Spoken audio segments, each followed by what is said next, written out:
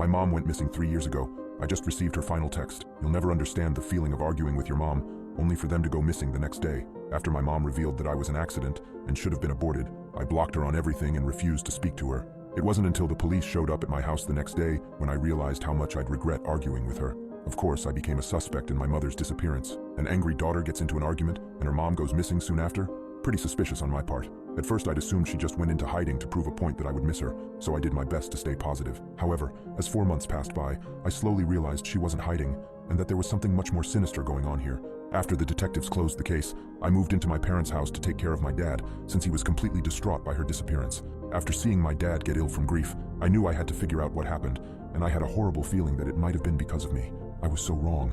3 years went past after that with no sign of her. Life had been somewhat normal, but I missed her more and more every day. This is when the dreams started. They started out small. I'd happen to hear my mother's voice crying, or see her staring at me from down a flight of stairs while I was dreaming in my sleep. It was definitely creepy, but I brushed it off as my subconscious dealing with everything.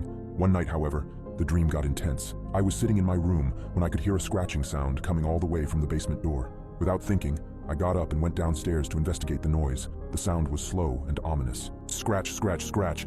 Regardless of its creepiness, I opened the basement door. On the other side of it stood my mother, half decayed and frowning in rage. She grabbed me by the arm and threw me down the stairs, where I landed on my neck, breaking it with a hard crack. Just before I woke up, my eyes landed on a clothes trunk sitting in the corner.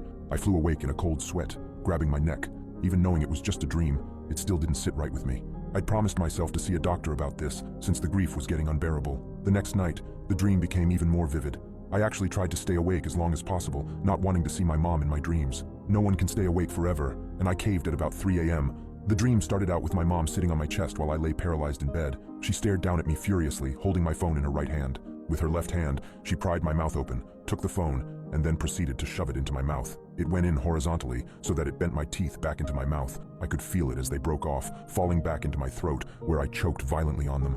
Blood overflowed my mouth and poured out of the sides of my cheeks. My mother leaned in and, in a deep, demonic voice, screamed, "Check your phone!"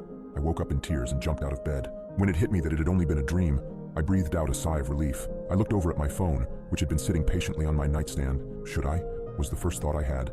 Picking up my phone, I pulled up the Messenger app and scrolled through my contacts. When I finally reached Mom, I stopped. I held my breath and pressed the unblock option. A message immediately came through. "Diana, you have to come back, please. I got myself stuck in the clothes trunk in the basement. I can't get out." The date and time were July 17th, 2020, 4:45 p.m., a literal minute after I had blocked her. It felt as if the world around me had frozen. She couldn't still be in there, right? Dad had to have let her out or something. Unless, maybe that's not what she wanted. The only choice I had now was to look. I flicked the light onto the basement and began my descent down the stairs. I turned around, holding my hand to my mouth to stop myself from vomiting everywhere. I couldn't help myself, and I turned back around to stare at the corpse. There, in her hands, was her phone. Her last attempt at escaping and repairing the dead relationship between us. Please take my advice. Be nice to your parents.